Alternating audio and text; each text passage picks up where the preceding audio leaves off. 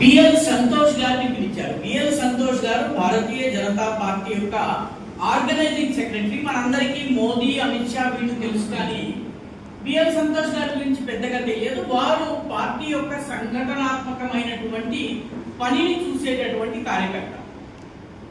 BL Santosh గారిని బెంగాల్ గురించి అడిగారు. అడిగినప్పుడు ఆయన ఒక జవాబు ఇచ్చారు. ఆ జవాబు మీకు యూట్యూబ్ లో లభ్యమవుతుంది, దయచేసి వినండి. ఆయన అన్నారు, Bengal for us is not a political battle. Bengal మాకు రాజకీయ పోరాటం కాదు. మాకున్న 18 రాష్ట్రాలతో పాటు ఇంకొక రాష్ట్రాన్ని జోడించి 19 రాష్ట్రాలు చేసుకోవడం కాదు. Bengal is a civilisational battle.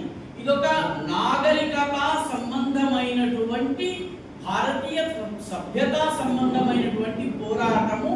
ఈ పోరాటంలో మేము విజయం సాధించి తీరుతాము, సాధించడము అవసరము అన్నారు ఆయన. బిఎల్ సంతోష్ గారు సాధారణంగా వారు మాట్లాడినటువంటి ప్రసంగాలు మీకు యూట్యూబ్ లో దొరకవు.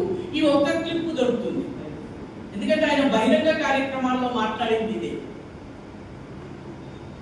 ఎన్నికలు జరిగిన తరువాత, కొత్త ముఖ్యమంత్రిని ప్రకటించిన తరువాత కేంద్ర హోంమంత్రి అమిత్ షా మాట్లాడుతూ, అమిత్ షా గారు కూడా బెంగాల్లో ఇంకొక రాష్ట్రంలో కాషాయం ఎగరడము, లేదా ఇంకొక రాష్ట్రంలో కమలం ఎగరడము, లేకపోతే బీజేపీ ముఖ్యమంత్రి మరొకరు రావడము కాదు.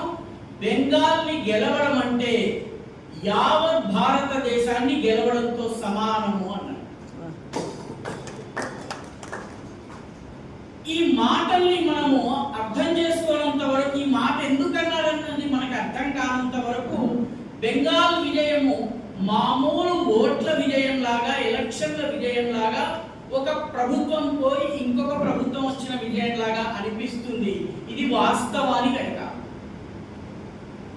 1205వ సంవత్సరంలో మొట్టమొదటిసారి ఢిల్లీ నుంచి బయలుదేరినటువంటి బఖ్తియార్ ఖిల్జీ సైన్యం బయలుదేరి మొత్తం ఉత్తరప్రదేశ్ ని జయించిన తర్వాత బీహార్ వచ్చి, బీహార్లో ఉన్నటువంటి నాలందా విశ్వవిద్యాలయాన్ని తగులబెట్టి ఆ గ్రంథాలయము 6 నెలల పాటు తగలబడేలా చేసిన తరువాత బెంగాల్లోకి ప్రవేశిస్తారు బఖ్తియార్ ఖిల్జీ.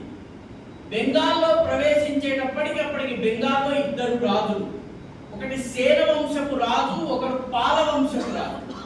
పాల వంశపు రాజు బౌద్ధ మతాన్ని స్వీకరించాడు.